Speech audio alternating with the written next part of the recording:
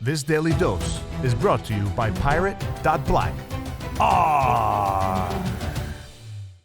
Last week, we witnessed one of the biggest attacks to date on crypto privacy. That came in the form of the US Treasury's sanctioning of Tornado Cash. Now, this led to protocols blocking addresses, funds being seized, and one of the Tornado Cash developers being arrested. But this story is far from over, and its implications for the broader crypto industry cannot be overstated. On the 8th of August, we learned that the Treasury's Office of Foreign Assets Control, OFAC, had sanctioned the Tornado Cash ETH mixing protocol. A number of addresses associated with the mixer, containing around $424 million worth of crypto, were also sanctioned. Now, for those unfamiliar, Tornado Cash has long been one of the most well-known mixing protocols on Ethereum, and what it would essentially do is obfuscate transaction history. This means that it would anonymize transactions and remove all traces of where funds had originated from. This was a privacy tool that was used by thousands of people in the DeFi space. Unfortunately, it was also used for laundering the proceeds of cybercrime, and that is the use case that the Treasury honed in on. It stated that Tornado was a favorite tool of North Korean hackers and had been used to launder more than $7 billion. Now, on a side note, that number is highly inflated for reasons I'll get into later. Anyways, the moment Tornado was sanctioned, its website was taken down and the code disappeared from GitHub. Not only that, but one of the contributors had his GitHub account banned. Circle blacklisted any USDC that was in the affected wallets, and RPC providers such as Infura and Alchemy started blocking calls to the Tornado Cash smart contracts. And if that wasn't bad enough, a number of decentralized applications also began to restrict access to their front ends for wallets which had interacted with the Tornado Cash smart contract. For example, both Aave and DYDX reported that they were blocking access from those wallets which had interacted with Tornado Cash, and even those that had received funds from it. In the case of DYDX, users who had immaterial amounts, but who had associated with Tornado Cash in the past, were also blocked. Things were further complicated by the fact that someone in the community decided to start dusting a number of public ETH addresses of celebrities in the space. In other words, they sent a number of small transactions to hundreds of known wallets associated with ETH ENS addresses. The likes of Brian Armstrong, Jimmy Fallon, and Steve Aoki were potentially committing sanctions violations by appearing to be doing business with a sanctioned protocol. What's even crazier than that is that some of those users who were hit with the dust found that they were not able to interact with Aave's front end. These included the likes of Anthony Sassano and Justin Sun. But perhaps the most chilling development, at least so far, was the arrest by Dutch police of one of Tornado Cash's developers. Alexei Pertsev was picked up by the Dutch Fiscal Information and Investigation Service, FIOD, 2 days after Tornado Cash was sanctioned. Now, the exact reasons for his arrest and what he is actually being accused of remain unknown. But if it's just because he wrote some code, then this is a dangerous precedent for a number of reasons, which I'll explore a little later on. The first thing that we need to be asking ourselves, however, is whether these actions by the Treasury were legal. Allow me to explain. This is the first time that the Treasury has effectively sanctioned a tool, a piece of open source code that exists on the Ethereum blockchain and which can be used by anyone for any purpose, be it good or bad. Given that it is open source, that means it is akin to the likes of a public good. So, that could be analogous to a road or a park. So it would be as if OFAC were to sanction the use of an interstate highway because drug dealers drive on it. Or, if you wanted a more relevant example, it would be like the Treasury sanctioning the TCP/IP protocol because hackers use the internet for hacking. It's impractical. Moreover, just because a tool is sanctioned does not mean that the criminals are not going to use it. That's because criminals, by definition, have zero consideration for the law. They're likely to continue using the smart contract as they see fit. Then there is the very important question of whether sanctioning a piece of code violates the First Amendment. Allow me to explain. You see, thanks to a 1996 case, Bernstein versus the DOJ, it's been established that code should be considered speech. And if it is indeed speech, then it should be protected by the First Amendment. By sanctioning this tool, the Treasury is effectively saying that the speech itself is illegal. Now, there is a very real possibility that, should someone want to challenge these sanctions, they could have a strong case in court. The Coin Center lobbying group has stated that it plans to. Moreover, if indeed the only thing the developer did was write code, then that could also be seen as a violation of free speech.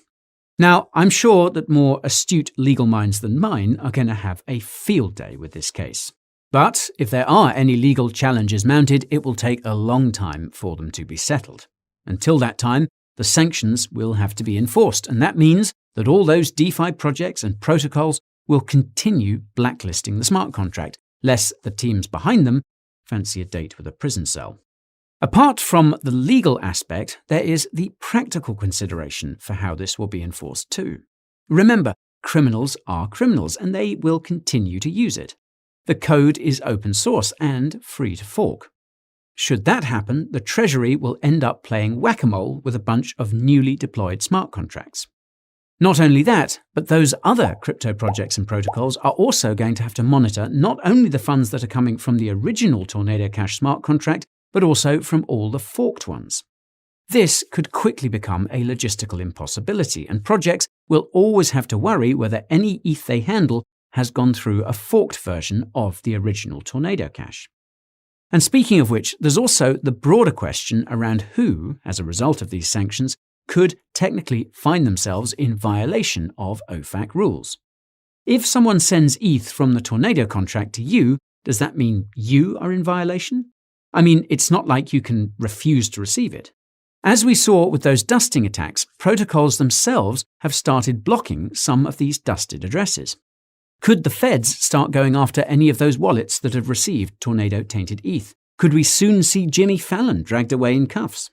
It's not even about addresses that have received funds. What about liquidity providers on the DEX? What happens if they unknowingly convert ETH that has been through Tornado Cash into some other cryptocurrency? Are they thus engaging with sanctioned entities? What about Ethereum miners? What liability do they have if they were to propagate a block that included a Tornado Cash transaction? Does that mean that they could also be flirting with illegality? Or how about that ETH that's sent to the ETH2 staking contract? What would that mean for proof-of-stake Ethereum? What happens once the transition to proof-of-stake is complete? Will validators have to decide to censor certain transactions that their jurisdiction deems as illegal? Could they get slashed? So you can see how quickly this grows out of control. The crypto space has just seen a massive can of worms opened up right in front of it. Now, of course, there will be some who claim that these actions are justified. Swiped funds from some of the most high-profile crypto hacks of the past 2 years have gone through Tornado. This was seen in the wake of the $100 million Harmony hack that took place a few weeks ago.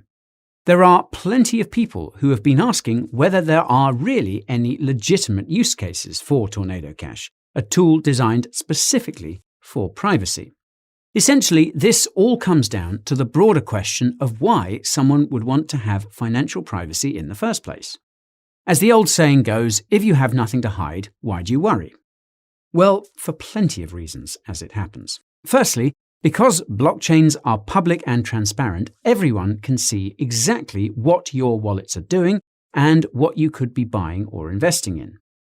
This is not the case with TradFi, where your bank account balances and spending habits aren't public. The moment they are public, and someone can attach it to your IRL identity, it opens you up to potential physical harm if criminals ever wanted to get access to your crypto. Or perhaps you wanted to donate crypto to a cause which may get you into some serious trouble in your country. For example, what happens if you were a citizen of Iran or Venezuela who wanted to donate to a journalist or newspaper that the government didn't like? Blockchain is immutable. You'd live in constant fear of being placed on a list of some kind.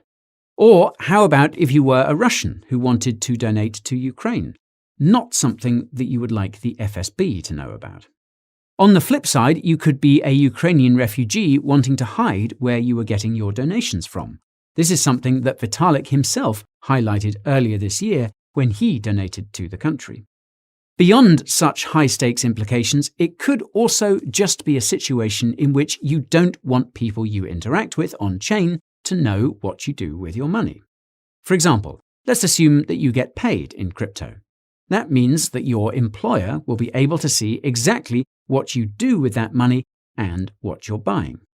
Or perhaps you're buying something from an online merchant and you don't want them to know what else you've been spending the money on, or how much you have. Just imagine the targeted advertising. Ironically, this would be a lot easier to achieve when paying with a completely open and permissionless form of money. Now, these are all reasons as to why someone would want to anonymize their transaction history. Now, some might say you could just use a centralized exchange. However, the whole point of decentralized and censorship-resistant currency is that you don't have to rely on a centralized gatekeeper. Moreover, some people are just not comfortable having others holding their private keys, and can you blame them? It was also pretty disingenuous for the Treasury to claim in its press release that $7 billion was laundered through Tornado Cash. That was the total volume of transactions, many of which would have been for such perfectly legitimate reasons as I have just talked about. In fact, according to stats from the blockchain sleuths over at Chainalysis, only about 17% of the funds that flowed through the protocol were tied to sanctioned activity. The vast majority, 50%, was related to DeFi activities.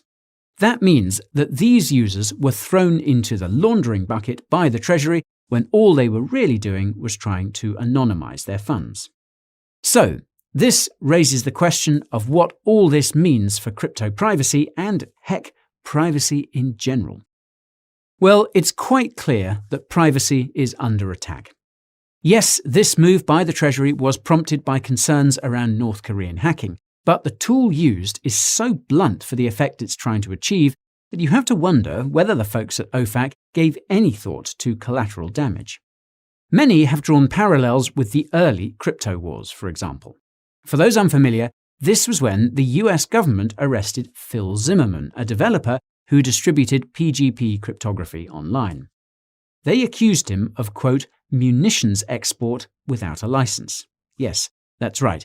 They contended that his PGP encryption system was a weapon that could be used by adversaries. I mean, heck, why on earth would someone want privacy online? Only criminals and enemy governments would want to encrypt their communications. Well, it turned out that there were many practical uses for encryption online, and various encryption standards have helped power the multi-billion-dollar e-commerce revolution that we've experienced over the last 20 years. What was initially considered a way to hide state secrets has in fact allowed legal commerce to thrive. I'll leave some resources in the description for you where you can get some more information on the crypto wars. It is a fascinating subject. Back to cryptocurrency though, and many have also been wondering why Tornado Cash got hit and not other well-known crypto projects like Monero, for example. Well, my assumption is that mixers are viewed with a lot more suspicion than privacy by default cryptocurrencies. People could see on-chain how the Lazarus Group was laundering its funds through the tool. This isn't something that you can easily observe with Monero. Moreover, the mere volume of funds that were running through Tornado Cash made it a prime target. But this doesn't mean that Monero isn't being studied and tracked. I can only imagine that there is a strong state-backed effort to crack the ring signature technology it's famous for. Follow the treasure to pirate.black, because financial privacy today is freedom tomorrow. ARRR!